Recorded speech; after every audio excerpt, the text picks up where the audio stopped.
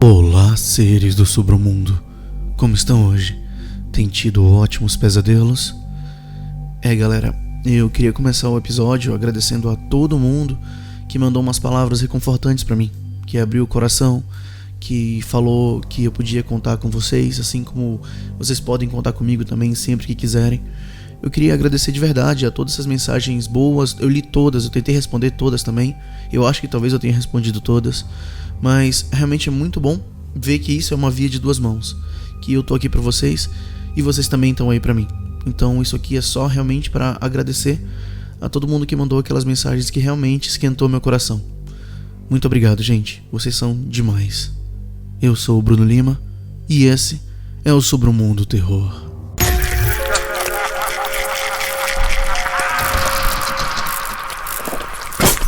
Submundo Terror.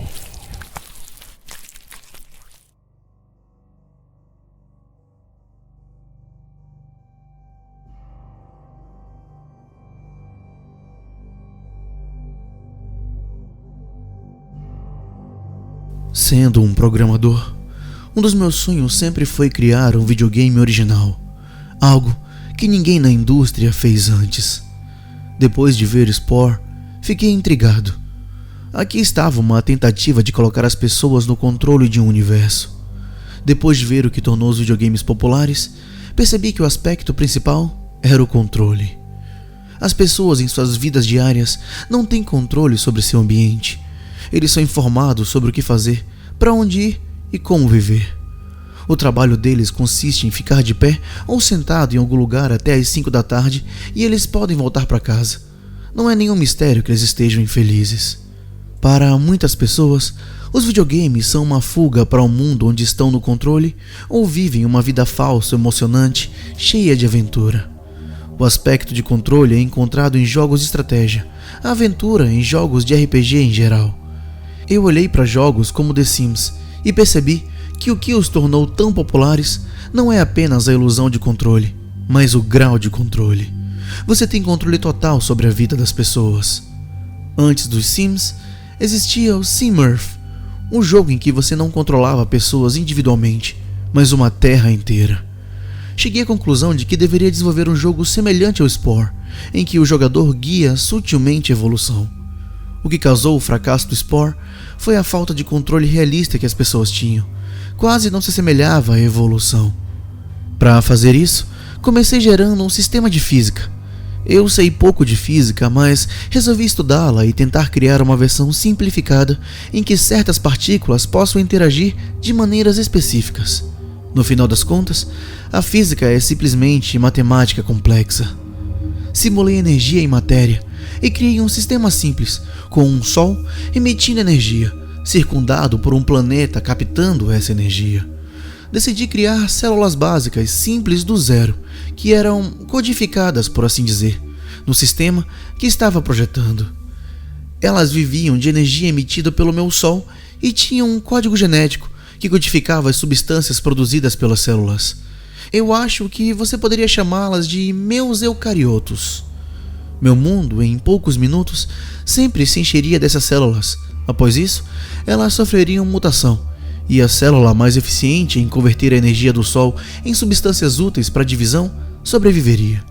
Foi muito chato, mas eu acho que funcionou. Decidi expandir o sistema físico e forçar as células a criar resíduos que eram tóxicos e iriam matá-los. Percebi que algumas células responderam a isso produzindo menos resíduos. Outras responderam produzindo algo para emitir os resíduos. Ainda outras desenvolveram produtos químicos para limpar os produtos residuais. Porém, percebi algo fascinante. Executando a simulação por alguns séculos, na verdade alguns minutos na vida real, elas criaram células que produziam quantidades maciças de resíduos específicos de propósito. Percebi que outras células morreram como resultado disso, ao que as outras células responderam usurpando os blocos de construção que haviam criado a partir da energia. Os primeiros predadores assim nasceram. Com os primeiros predadores, a diversidade nesse pequeno mundo aumentou rapidamente. Alguns tiveram a reação de fugir quando encontraram essas toxinas. Outros criaram resistência a elas. Os que desenvolveram resistência acabariam por crescer para utilizar os produtos de toxinas. Eventualmente, eu percebi algo interessante. As células que escaparam da toxina se agruparam com as células que as utilizaram. Eles ficaram juntos e ajudaram um ao outro. Eventualmente, esses tipos de células se ligariam umas às outras. Eles formaram uma simbiose estranha, onde a célula que normalmente fugiria, agora se moveria em direção a lugares onde as toxinas estão, e a outra célula consumiria as toxinas e forneceria ao motor a parte da energia. Sem entrar em muitos detalhes, fiquei muito empolgado e decidi deixar a simulação rodar pela manhã. Nesse dia eu fiquei acordado até às 5, enquanto eu ia para a cama dormir e ver o que ia acontecer. Quando acordei por volta das 11, percebi que o mundo que havia criado havia mudado e quase não era reconhecível. Estruturas semelhantes a plantas cresceram nesse mundo, consumidas por outros organismos que comiam essas plantas. No entanto, olhando para o registro, percebi que o mundo não havia mudado muito nas últimas 2 horas ou mais. Eu havia alcançado outro ponto de estase, onde a simplicidade da minha simulação impedia que vidas mais complexas evoluíssem. Eu expandi o sistema, dividindo a energia em diferentes tipos com diferentes comprimentos de onda que foram absorvidos em diferentes graus por diferentes moléculas. Implementei vibrações no ar, criei uma simulação aprimorada de peso e fiz mais alguns ajustes menores. Isso fez com que a simulação fosse mais lenta, é claro, mas valeu a pena o sacrifício. Fiquei o dia todo assistindo a simulação, empolgado e brincando com ela, pois era incrivelmente viciante. Organismos complexos evoluíram à medida que cooperavam. Plantas que dependiam umas das outras ou atraíam predadores que comiam as horríveis criaturas que comiam elas.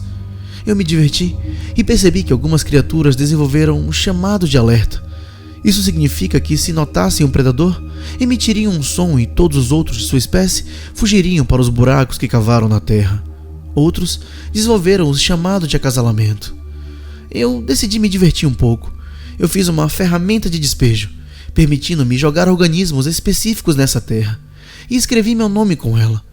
Eu criei 10 meteoritos e os joguei em um pedaço de terra para criar uma ilha, porque eu queria ver se os animais presos em ambos os lados iriam evoluir em direções diferentes. Eu fiz uma ilha sorridente, com erupções vulcânicas. Naquela época, percebi que tinha ficado acordado até às 5 da manhã novamente, quando ouvi os pássaros do lado de fora cantando para mim. Senti-me cansado de novo e acordei por volta de 1 hora da tarde.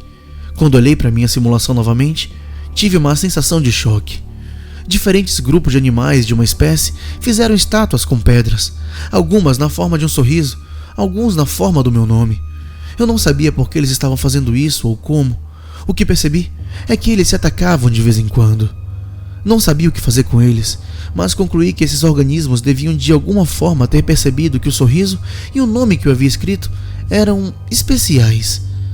A luta me perturbou, então decidi criar uma enorme cordilheira através das erupções vulcânicas para separar os dois grupos.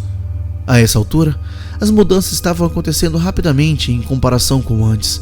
Enquanto eu tinha que passar uma noite dormindo para ver as tribos evoluírem em minha simulação.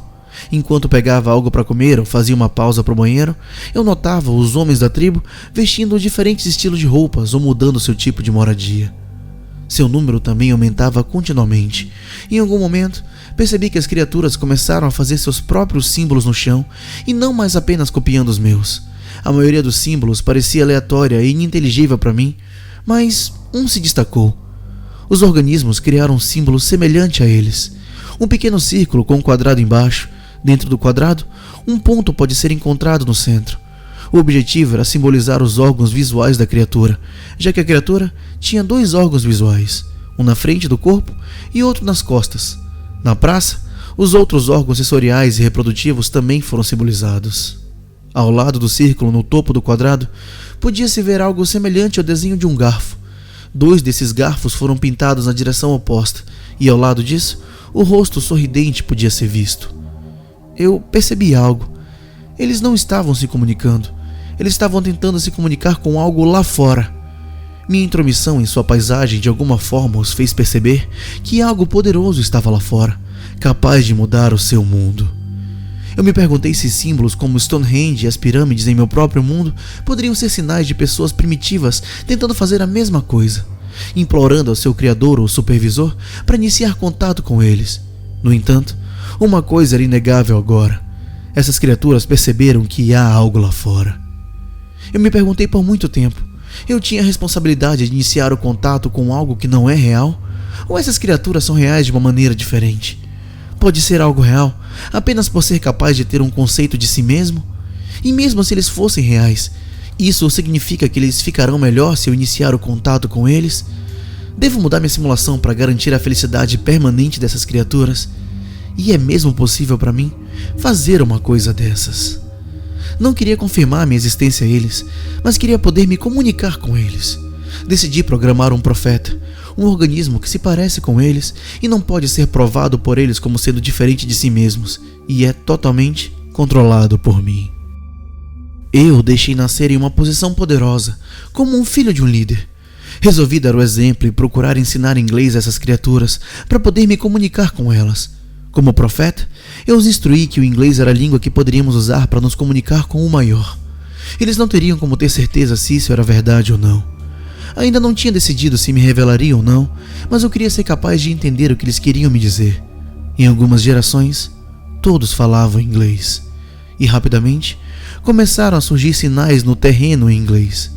Guia-nos, mostre sua grandeza, ajude-nos. E durante os períodos de doença ou fome ou miséria geral, nos alimente, mostre-nos o milagre, acabe com o nosso sofrimento. Decidi que não poderia manter o mundo com tanto sofrimento como emergiu na simulação sem intervir.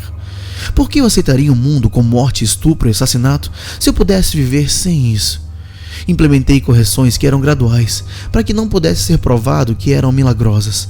Com o passar dos anos, assassinato e estupro se tornariam mais raros, assim como a morte em uma idade jovem.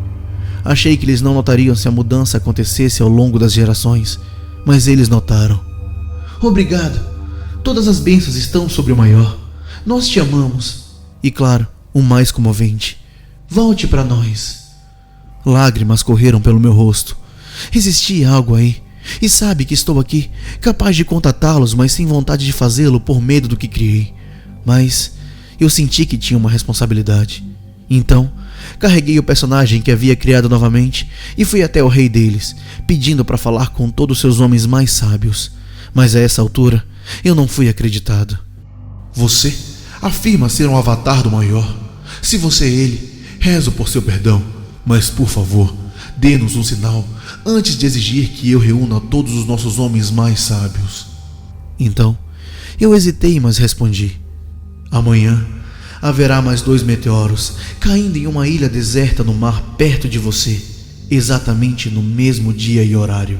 E quando fizerem, não duvide mais e perceba que voltei para consertar o mundo quebrado que criei. E assim, eu saí do meu avatar e progredi na simulação até que o dia seguinte fosse alcançado. E joguei 2 meteoros na ilha deserta antes do continente, onde milhares se reuniram para ver se um sinal seria dado. Após a descida dos meteoros, a celebração foi realizada. Todos os organismos sencientes se reuniram ao redor da pequena casa onde eu havia saído do meu avatar e deitaram no chão, em aparente adoração ao homem que foi visto pela última vez ali e com medo de se aproximar. Não sei quem estava com mais medo agora, eu ou eles. Eu carreguei meu avatar novamente e saí de casa. As criaturas continuaram deitadas no chão em silêncio absoluto. É como se eles sentissem indignos de falar. Deixe seu homem mais sábio se levantar, eu disse a eles. E levantou-se uma dessas criaturas de aparência bizarra. Obrigado por ter voltado. Por favor, diga-nos, você tem algum pedido de nós? Hesitei antes de dizer. Não há nada que você possa fazer por mim que me agrade, a não ser que sejam bons uns para os outros e me contatem com seus desejos e medos. A criatura respondeu: nós sabemos que você vem de um mundo diferente e estamos com medo. Compreendemos como somos vulneráveis e como nossa experiência é incompleta. Por favor, permita-nos juntar a você no mundo a partir do qual você criou o nosso. Então, eu comecei a chorar atrás do computador, pois eu respondia: eu não sei como. A criatura respondeu: correndo o risco de ofendê-lo, por favor, entenda a gravidade da nossa situação. Por viver em um mundo incompleto, corremos o risco constante de desaparecer para sempre, para nunca mais sermos vistos. Jamais perceberíamos conscientemente que nosso fim havia chegado. Percebi que eles eram incapazes de compreender que eu só tinha o poder absoluto dentro do seu mundo e não fora dele. Eles também não perceberam que meu conhecimento do mundo deles era limitado. Posso tê-lo criado por meio de leis simples, mas essas leis simples deram lugar a uma realidade própria que é mais complexa do que posso compreender. Eu respondi novamente: eu só tenho poder em seu mundo. No meu mundo eu não tenho poder, então não posso trazê-lo para cá, porque meu mundo não está sob meu controle. Eu também não entendo o mundo que criei, não sei o que é melhor para vocês. Só vocês sabem, e vocês precisam me informar o que quiserem. E o homem esperou um momento. Eu estava prestes a pensar que eles iriam parar de se comunicar comigo antes que seu homem mais sábio respondesse: você criou um mundo que está incompleto, com criaturas que não podem escapar dele, e você não tem poder para salvá-los. Eles são completamente destituídos da liberdade e não têm poder. Estamos totalmente à sua mercê e por isso pedimos do fundo do nosso coração: acabe conosco. A essa altura, eu estava chorando, pois estava confuso e pedia para fazer o impossível. Minha própria criação, meu próprio filho estava me pedindo para matá-lo. Foi quando percebi que as luzes do meu quarto estavam piscando, antes que meu computador desligasse repentinamente. Eu gritei. Ao tentar ligar meu computador novamente, percebi que não estava funcionando. Liguei para a companhia de energia, que me disse que, devido a um acidente, uma onda de energia percorreu a rede. Eles me prometeram que me pagariam por qualquer dano causado. Eu desliguei e contemplei. A coincidência do que acabara de acontecer era grande demais para ser imaginável. E eu me perguntei: se essas criaturas estivessem à mercê de um criador confuso, o mesmo poderia ser dito de mim? E então, será que o meu criador acabara de me impedir de repetir o mesmo erro que ele cometeu antes? Gostaram da história, seres do submundo? Um pouco de ficção para vocês. Eu espero que vocês gostem das histórias de ficção. Já me falaram que gostam muito da de videogame, então eu misturei um pouco das duas. Realmente, o feedback de vocês é muito importante pra gente, então não parem de dar o feedback, tá bem? Lembrando que aqui o podcast ele é mantido por patrões, e você pode se tornar um dos patrões, os apoiadores aqui do podcast. É só acessar o PicPay, o Patreon, o Catarse, e você vai ver vários métodos de apoiar o podcast. Lembrando que alguns apoiadores têm acesso a um episódio a mais por semana nas segundas e também acesso exclusivo ao grupo dos patrões. E se você também não conhece a nossa lojinha, uma das que ajuda também a manter o podcast, eu convido todo mundo a lá no Instagram e dar uma olhada. É bem legal, tem umas estampas bem bonitas e claro que em breve novos produtos também vão chegar. Muito obrigado por tudo.